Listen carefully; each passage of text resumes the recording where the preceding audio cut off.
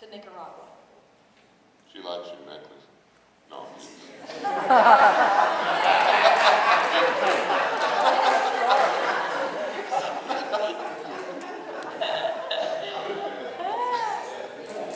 You're a wonderful player. Do you play at home? What? I didn't hear that. Oh, say that in I didn't hear that. No. That you need to be doing that for everybody else's enjoyment too. Yeah. Why aren't you using this skill? You're quite good at it. Do you play other things other than Amazing Grace? Yes, ma'am. You do? Why aren't you using this skill? Is it because you don't have opportunity, or are you nervous? You don't have an opportunity to? How could we generate some opportunities? Granddad, you got any ideas about how we might generate some opportunities for her? Well, spend more time at our house, we can have jam sessions. I think you have a fan up there, don't you, Bill?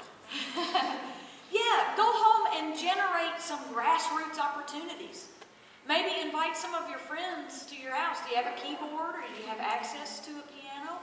Invite them over and just say, hey, you bring some soda and you bring some chips, and we're going to get together and I'm going to play and we're all going to sing.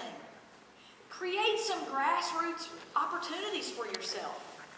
It's really easy. I know of a lady in, I can't remember where she's from, but she said her and her husband made it a point that every time the Gaither Homecoming Tour would come around to their city, they would invite business people in their community that maybe didn't know the Lord, that didn't have a church home, that they weren't sure about where they were in their spiritual walk with Christ.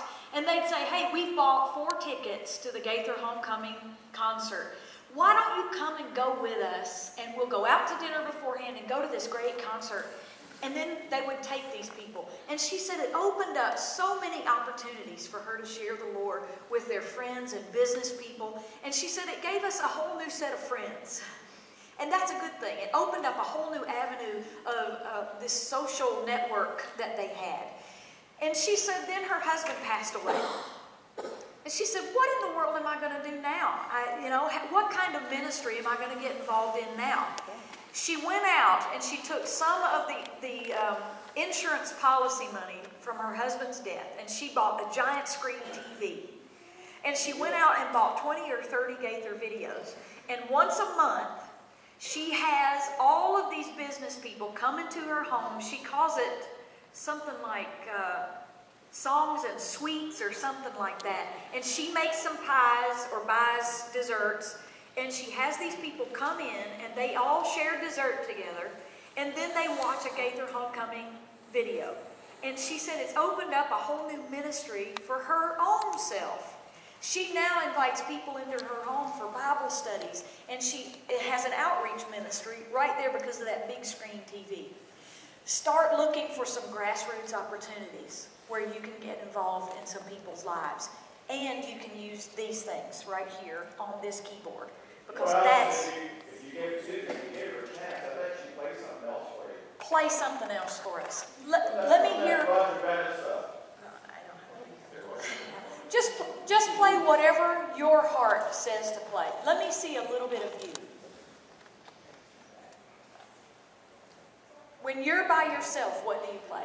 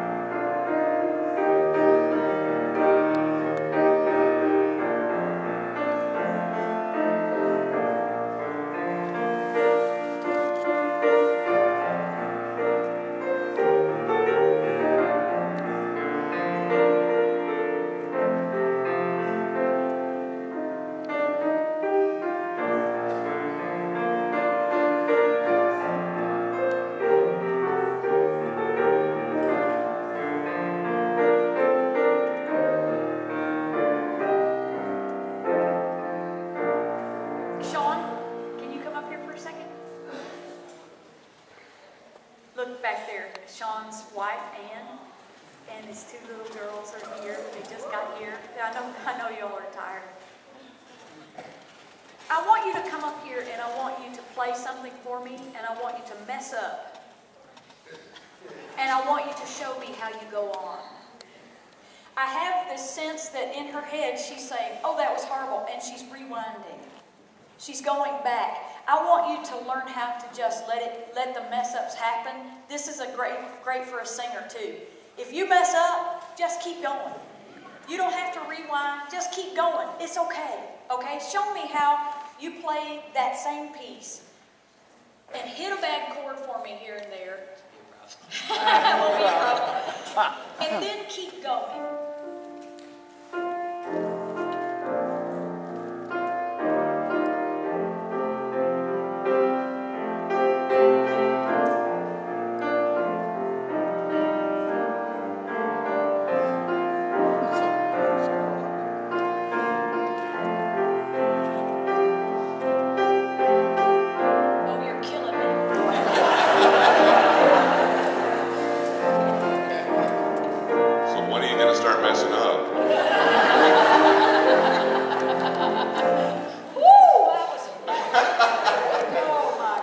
But he never lost his timing. He never lost timing.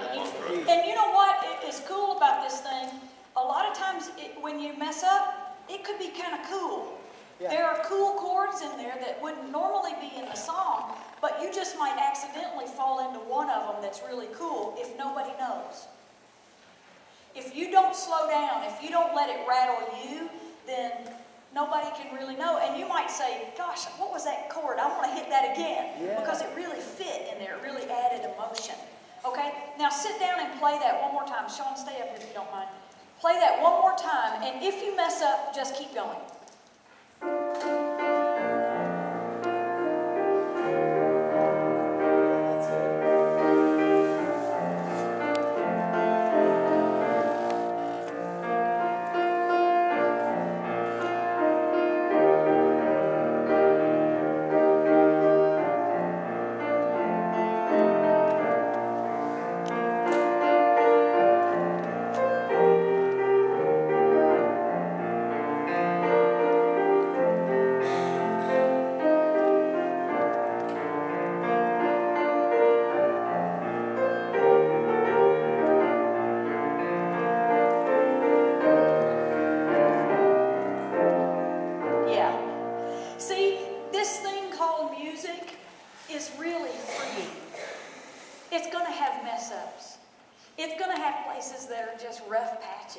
Singers do it, horn players do it, guitar players do it, everybody does it.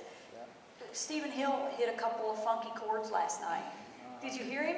There were chords that weren't normally in the song, but he didn't let anybody know because he just plowed right on. And acted like, this is the way I planned it, y'all. Like it or not, here it comes. The same thing goes for you. If you've got a player over here, I saw you, she hit a funky note, and you kind of looked at her like, okay, well, what are you doing? As the singer, I don't ever want to acknowledge that there was a bad thing happening on the keyboard. Right. If somebody's playing for me, I'm going to plow and act like that's exactly what they meant to do. That's exactly what they meant to do. That's part of this thing that we do called performance. We just keep going. Now, sometimes it'll fall completely apart, and let's hope that we can just laugh about it because we're human beings. We're just people. So if it falls apart, just laugh about it and say, look, I have no brain. I have no brain today, and I'm very sorry. This happened at Sean's concert. A track came on, and I've done it 5 million times. I have absolutely no idea what I sang. I had to stop and say, what is this song? It was I'm Bound for That City. I started Peace in the Midst of the Storm, which has nothing to do with I'm Bound for That City. And I just had to stop and say, I don't have a clue what track this is. Sometimes your brain gets in one of those moments, doesn't it, Freddie? It does. It just gets it. Don't worry about it. It's okay. We all make flubos. Just keep on going. Just keep enjoying it, okay? This is a great kid, Granddaddy. this year? Well, we'll see. And sing or play with her? Well, I don't embarrass her anymore. See, the reason she makes mistakes, she learns from me. Do you play? A little bit. You want to sing for us? Yes. Sing or not. Oh, God.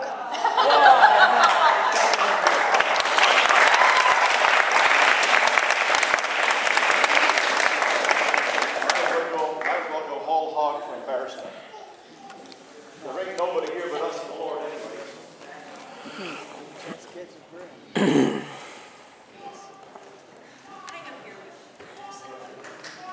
Maybe I might even try to play. Okay, tell me what your name is. My name is Al Flett. Al, it's nice to have you here, Al. Thank you. This thing's really good to play.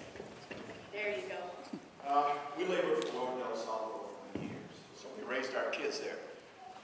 So my oldest son, Tony, has been in Nicaragua for 7 years. Of course, brought up with the language. And our second son, Kevin, and his wife, Patty, and the 3 boys have been in El Salvador for 11 years. Our youngest son, Stephen, majored in music at the University of Washington in Seattle. And he's teaching in a Christian college in the island of Cyprus.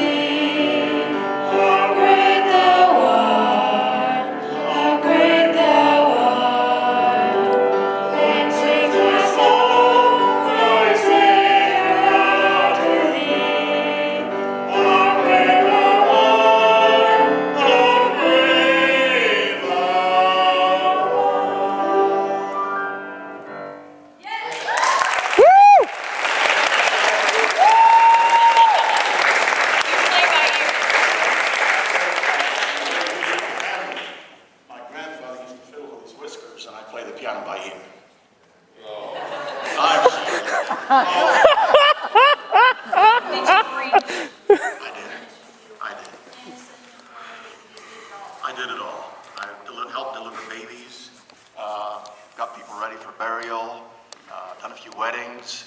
You name it, I've done it. Bless your heart. Thank you. And now your children have taken up the That's mantle right. of ministry. Yeah. God placed on you.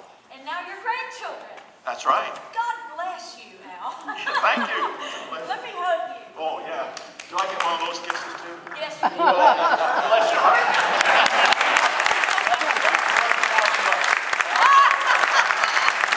You can have one from Mike as well.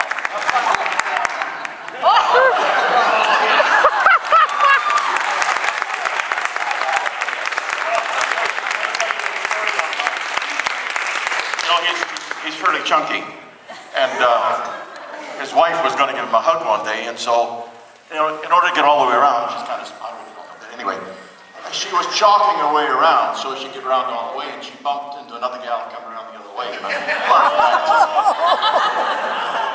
I think you made that up.